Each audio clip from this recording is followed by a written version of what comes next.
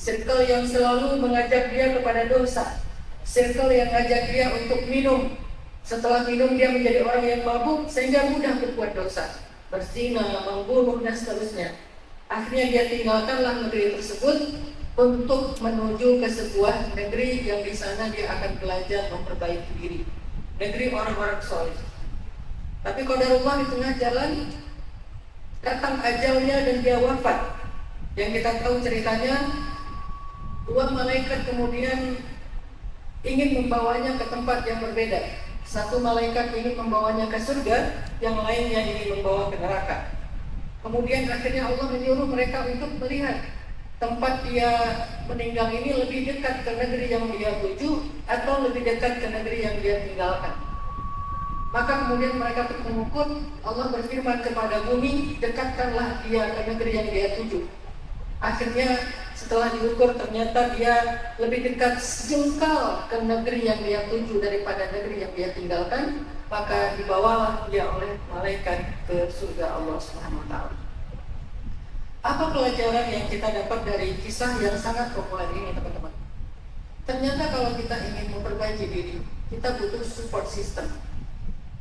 Kalau kita pengen jadi orang benar, pengen udah lama rasanya nggak sholat subuh tepat waktu, karena udah sekian tahun saya sholat subuhnya sering dijamak dengan sholat duha.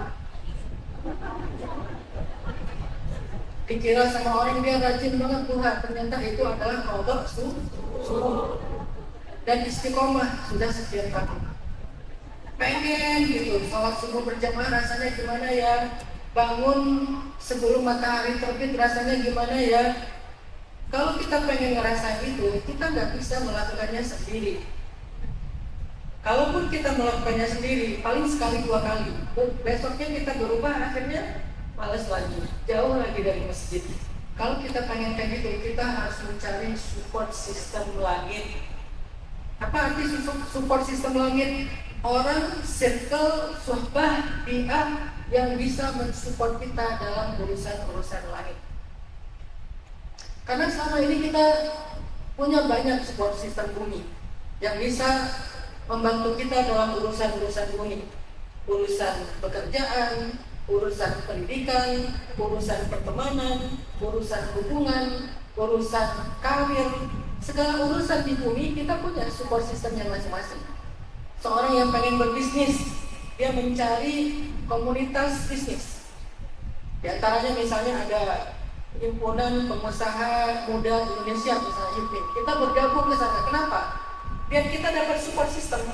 Sekurang-kurangnya kita bisa dapat banyak inspirasi dari orang-orang yang ada di sana.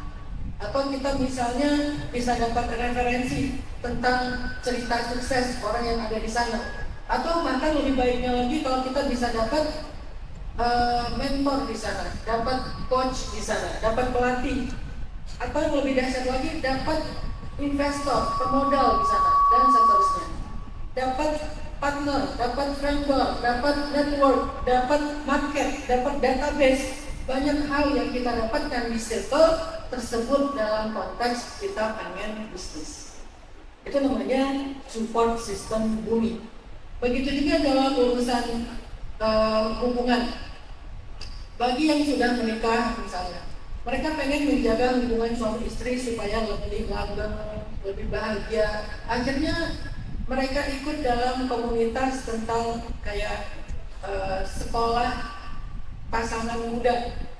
Di situ nanti ada program bagaimana romantisnya Nabi dengan Sayyidah Aisyah, kemudian bagaimana cara menyelesaikan masalah di antara suami istri. Mereka ikut dalam lingkungan tersebut, dalam komunitas atau grup WA tersebut. Itu namanya support system bumi. Bagaimana dengan support system langit kita? Ibadah kita, iman kita, kemudian ketaatan kita, zikir kita, sedekah kita. Kita perlu mencari orang-orang yang bisa mensupport kita supaya kita dalam urusan langit menjadi lebih baik daripada kemarin. Dan itulah yang diajarkan alim tadi kepada laki-laki yang membunuh 100 orang. Kalau dia pengen memperbaiki diri, pengen bertaubat, dia nggak boleh cuma tinggal di situ dan mencoba untuk hijrah sendiri. Dia nggak akan sanggup. Kalau dia hijrah sendiri, dia akan labil dan gampang terbawa arus, gampang dipengaruhi oleh teman-teman yang ada di sekelilingnya. Sehingga alim tadi menyuruh dia untuk mencari sebuah negeri yang lebih baik. Kalau dalam bahasa kita sekarang bukan pindah negeri, tapi pindah circle pertemanan. Bukan meninggalkan selamanya, hanya sementara. Kita juga bukan menyuruh orang untuk memutuskan pertemanannya, tetapi dia butuh pengkondisian di awal-awal dia hijrah.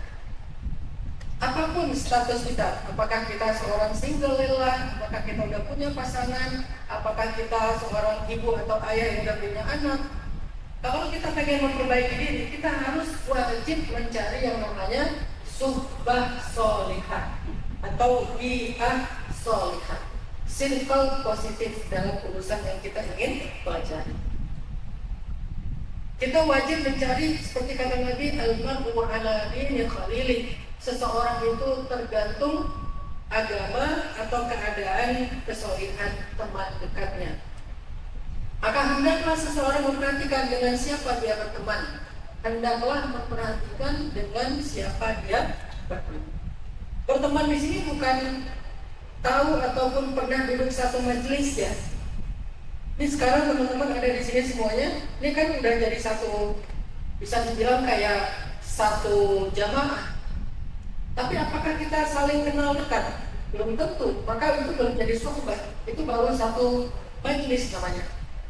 Kalau mau satu suhbah, kita tuh harus kenal dengan orangnya.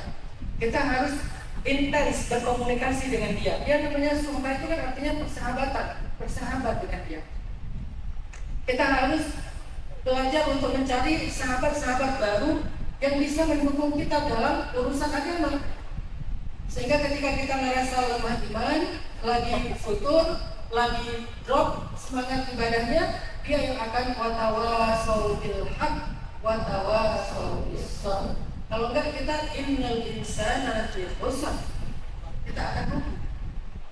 Syarat biar kita enggak rugi, amanu wa amilus sholihat, tapi iman dan amal soleh ini harus dikawal. Maka dikawal dengan kata-kata watawasau, saling menyemangati, saling.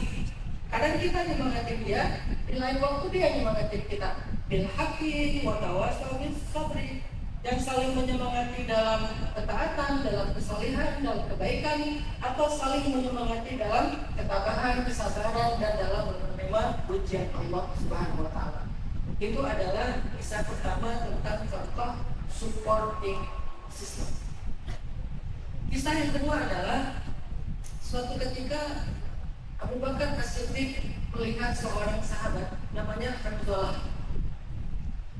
Hanzalah ini lagi duduk di jalan, diam gitu, sambil orang Arab itu kan kalau lagi kayak susah itu dia duduknya gini, diam aja. Terus datanglah Abu Bakar duduk di sebelah Hanzalah. Terus Abu Bakar nanya, "Baik ya Hanzalah, kenapa kamu hai Hanzalah? Kamu kenapa? Ada apa? Cerita sama aku." Kemudian kata Hanzalah, "Nafaqah Hanzalah ya Abu Bakar." Hanzalah itu sudah munafik, wahai Abu Bakar. Hanzalah itu sudah munafik. Lalu Abu Bakar bertanya, "Kenapa kok kamu menyimpulkan diri kamu sudah munafik? Sedangkan munafik itu adalah sebuah keadaan yang paling buruk di antara orang yang beriman. Lebih buruk daripada orang kafir. Kenapa lebih buruk? Karena keadaan orang munafik nanti di neraka itu adalah fidarkil asfali minan nar. Fidarkil asfal. Asfal itu bahasa Arab yang jadi bahasa Sunda, aspal. Karena orang Sunda nggak bisa bilang fa, jadinya pak. Asfal, aspal. Apa itu aspal? Aspal itu tempat yang rendah yang kita injak-injak. Itu namanya aspal. Maka jadilah aspal yang kita injak, kita lewatin kendaraan. Fidarkil asfal minan nar. Di tempat aspalnya neraka. Arti aspalnya neraka apa? Tempat yang paling dasar di neraka. Siapa mereka? Bukan orang kafir, orang munafik.